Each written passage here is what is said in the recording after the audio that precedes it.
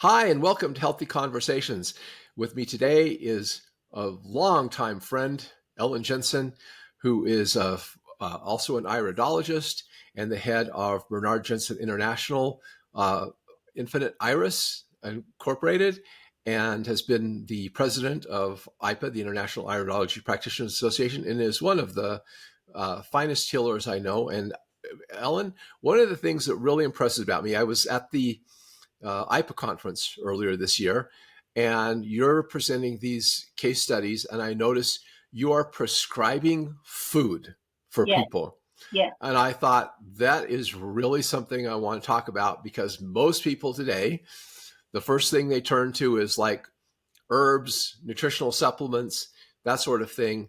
But look, why don't you talk a little bit about why we should be prescribing foods for people and why that's important and well, yeah.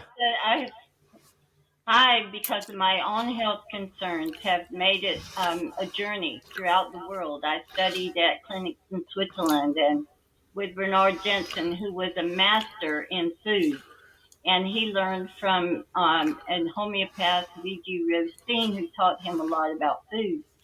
But for me, foods are number one that we have gotten away from. And so many mothers and fathers are going to fast foods and convenient foods and uh, microwaves and TV dinners. And we are losing the laws of nature that have put us together because we are literally made of the dust or chemical elements and nutrients of the earth.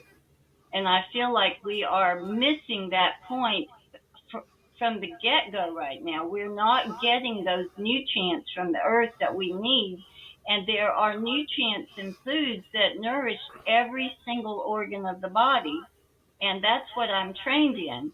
And when I look in the iris and see a predisposition or a genetic tendency for thyroid issues, I'm going to recommend seaweeds because those people are going to need iodine to nourish their thyroid glands. Or Mm-hmm. if they have a tendency for lymphatic conditions, then I'm going to recommend celery and celery juice, which has it's almost identical in mineral composition to the lymph fluids of the body to nourish the lymph, because if we have lymph tendencies and we are under stress, that lymph becomes acidic, which starts pulling minerals out of the bone, which is one of the leading causes of osteoporosis and arthritis today. And just with a drink that I've had people make with celery, cucumber, apple, and lemon, I've had people with nodules on their joints dissolve and go away within a few months. And all it is a blended drink with real food.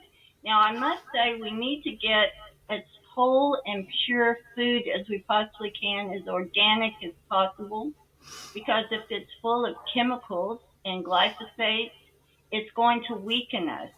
So we've got to be very, very aware. People aren't even aware of all the fluoride and chloride in their water that is weakening their thyroids and hardening their pineal glands. And so we need to have the nourishing foods that God and nature designed for us from the beginning. We've just gotten too far away from the laws of nature and how to heal our bodies. Yeah, that's true. And you see so many people now who are living on nothing but processed food. Right. I mean, you go to the grocery store and what you see is a shopping cart full of canned, frozen, uh, packaged food, not a fresh fruit or vegetable inside, except maybe an orange or a banana or something like that. Yeah. And and people just aren't eating even real food. Yeah. Um, Well, I highly recommend that people watch the movie Supersize Me, in which this young man was going to prove that eating fast foods were good for him to his wife, and so he, for a whole month, he only ate fast foods, and I'm not going to mention the restaurant, but he only ate fast foods for a month, and he ate all he wanted. He ate lots of it, and he became hungrier and hungrier and fatter and fatter. and he had had a whole panel of blood work done before, and he was perfectly healthy. 1 month later, he had very high liver enzymes. His cholesterol was way high. He had caused himself a lot of health conditions just from the type of food he was eating. So sometimes it's about we need to learn what not to eat and what to nourish our bodies with, because we're organic beings. We're part of the earth, just like a tree, just like an animal. We need specific nutrients from the earth to keep ourselves feeling well. Yeah. So I want your opinion on something that I have kind of a passion about. All right. Why is it better to get your vitamins and minerals from food than from vitamin and mineral supplements? Well, because the whole food from the earth is as close to the way nature has designed it from the beginning, which is what our bodies were designed to recognize from food. Because thousands of years ago, foods had not been tampered with, they had not been separated and processed into a vitamin and a mineral. And so the American Indians, the Maoris, the all the Aborigines, the original people of the earth knew this. And so when we eat that food from the earth, a mineral rich soil, mineral and vitamin rich soil, nourished by the sun, we're going to get the original nutrients, and it hasn't been tampered with or processed into a vitamin or a mineral Yeah. Well, there are or thousands of separated. there's thousands of chemicals in every food we eat. Yes. Thousands. And I got this Zen saying out of a poetry book my dad had. When a man is young and knows nothing, trees are trees, mountains are mountains, and waters are waters. But when he has studied and learned a little, trees are no longer trees, mountains are no longer mountains, and rivers are no longer rivers. But when he has thoroughly studied and finally understands, trees are once again trees, mountains are mountains, and waters are waters. So I say we've studied nutrition a little bit, and nutrition is no longer fruits, vegetables, whole grains, etc. It is vitamins, minerals, fiber, these things we find in food. But how do we know that everything in that food isn't necessary for our health? Well, here's the The thing: if you eat an apple, it's got nutrients in it that haven't even been discovered. yeah, that's what I'm And saying. Yeah, if you isolate something out of that apple that may need all those nutrients to make it work properly, then you're missing the whole food, the whole point that your body needs. For example, when I was down in Costa Rica, I went out in the sugarcane fields and just ate sugarcane, just like that. And it's a whole food, and it has the fiber and the nutrients to process the sugar. And I felt very balanced eating that sugarcane.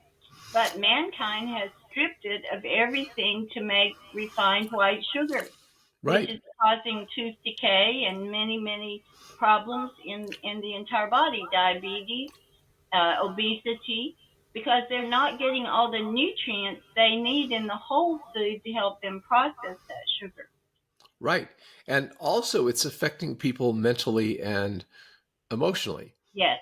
I had entered this person who had, gone on a journey to recover from Lyme's, and she said when she gave up sugar, she had always struggled in school to concentrate and learn things. And when she quit eating sugar, she said, I didn't know I was that intelligent because my mind started working Oh, how properly. And beautiful. I noticed when I gave up sugar, it was like my mind was clearer and I could think clearly.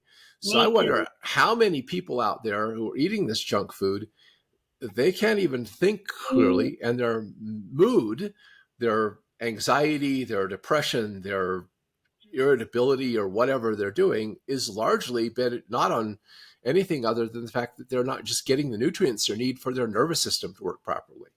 One of the tests, the old timey tests for diabetes, was to have people urinate in a cup and see if ants would come to it. Yeah, So the interesting thing about sugar is all kinds of little creatures like bacteria, viruses, candida, parasites, Lyme, Borrelia, all of the cofactors of Lyme, love sugar. And Hmm. so if you're eating a lot of sugar, you're causing yourself to grow these colonies of bacteria within your body that are going to cause many, many problems with your health. All of a sudden you may have pustules coming out of your skin, or you may have sore throats, or a strep germ, or some type of an illness. And you're going, where did that come from? Well, you've been feeding it, or you've got bloating and gas and you're full of candida. So, people aren't aware of how much they're feeding these microorganisms that can weaken their bodies. Yeah, and it isn't just refined sugar because you have Right. white flour, Yes. white rice, all of these simple refined starches that all are converted in the digestive system into sugar. And so people will eat all this stuff and they don't understand how it's upsetting their microbiome, upsetting their mood, and so forth. So what Um, I say to people is to look at nature, and the food that's the closest to the way it's pulled out of the earth is going to be the healthiest for you, because we can't improve on how nature designed it for us in the first place. that's true. When my kids were young, they didn't get sugar, they didn't get white flour. They were getting raw milk. We ate a lot of fruits and vegetables in our family. And every babysitter I ever had said, "You have the most well behaved kids I've ever babysat for." Mm-hmm. And I have numerous times observed things like uh, a former spouse of mine had a stepson, and he was just, we were at the county fair, and he was being perfectly calm, and she bought him some cotton candy. Oh, 10 minutes later, he was irritable, he was agitated, and she was yelling at him. yeah. And I didn't say it at the time, but I was thinking, why are you blaming him? You bought him the cotton candy. Because I've seen this happen with kids where they'll be perfectly calm. You feed them a bunch of sugar, and like 10 or 15 minutes later, they're and people don't understand how much easier it is to be a parent if you feed your kids the nutrients so their brain can work properly. Well, before I was an iridologist and a nutritionist and naturopath, I was a teacher in public schools. And the day after Halloween, those kids were off the wall. And the children that I worked with that had ADHD, learning disabilities, it was extra hard on them. And anytime they had sugar, they couldn't focus, they couldn't pay attention, they were rubbing their eyes, they were running around the room. So now that I work with parents with kids, I'm able to make a big difference with teaching them how to feed their children to help them do better with their grades in school and calm down and be peaceful. Yeah. So it makes a huge difference. And Makes a that's huge difference. why I wanted to discuss this with you, because I think that we're too quick to jump on remedies, like Yeah. to take this herb or this supplement or whatever, and we're ignoring the foundation of all of this, which is diet. Well, I I, do think that people have sort of been brainwashed into the fact that they can just do like they've always done and eaten junk food and go take a vitamin and they'll be fine.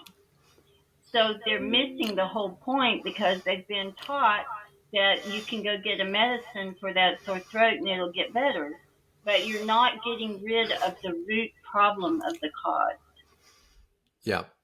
Well, thank you, Ellen, for talking about this with me, because I hope that people out there will really get this message and think about what you're eating and what you're feeding your children and so forth. By the way, do you have any tips on parents who want to get their kids to eat healthier, to help encourage that? Because a lot of kids get so addicted to the junk food that they don't want to eat anything healthy. So maybe, because you've worked, I'm sure, with a lot of parents, do you have any Yeah. tips of what they can do to start introducing their kids to real food? Well, kids like pancakes, so we can make almond flour pancakes, and we can end up putting some wild blueberries in there or some walnuts in there. just to, and then instead of, just regular maple syrup in the grocery store, you can get some pure maple syrup, a little bit, and put on there, or some applesauce.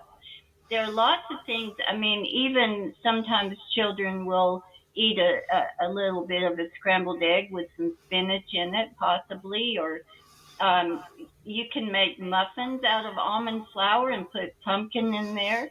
There's lots of ways you can sort of disguise good nutrition and Yeah, get it into their bodies. I had this wonderful uh, chocolate cake recipe with zucchini, Yeah, and made it with honey and also with a whole grain flour. yeah. And the when I was dating my wife, my stepsons ate it. And they thought it was really good, but when they found out it had zucchini in it, they wouldn't touch it. Well, that's the trick. Don't ever tell them put in there because they won't eat it anymore. Yeah, Yeah, yeah. So it's partly psychological, isn't it?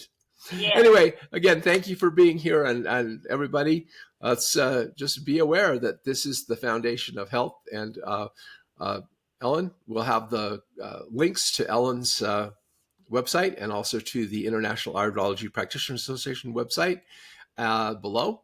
And we'll hope to have you on again soon. Thanks. Oh, I love to be on with you, Stephen. All right. Thank you so much. You're welcome. Bye. All right, bye bye. Hit the like button and subscribe to our channel to catch future episodes of Healthy Conversations. Help us educate others by sharing this video, and please feel free to share your own thoughts, comments, and questions below.